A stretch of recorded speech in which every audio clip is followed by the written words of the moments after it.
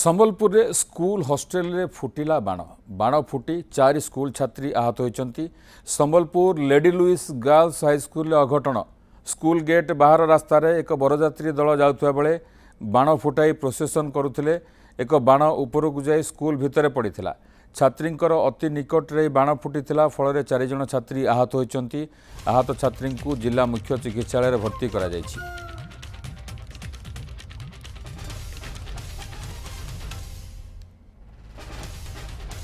Sambalpur bureau chief Gunamani Vishwal जोड़ी होती phone line रे।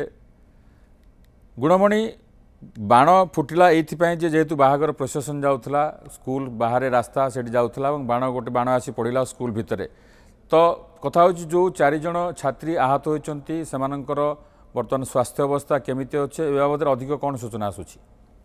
अल्प के बर्ती जाइछंती कहले भूल हम ना। जो छात्री माने 4 जण आहत होती 3 जण अष्टम श्रेणी छात्री एवं जड़े नवम श्रेणी छात्री।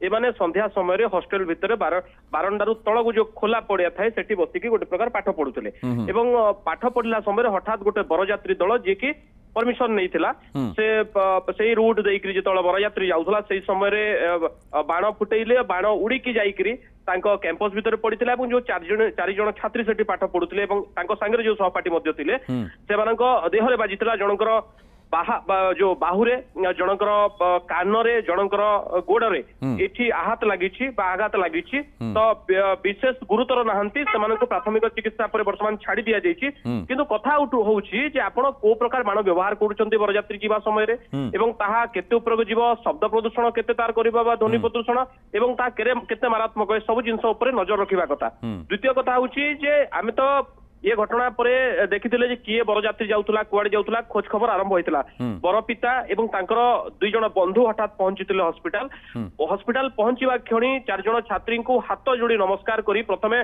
भूल मागिले जे आमर जानतरे बा अजाणतरे जहाँ भूल होइछि आमे निशर्त क्षमा प्रार्थना करूछु।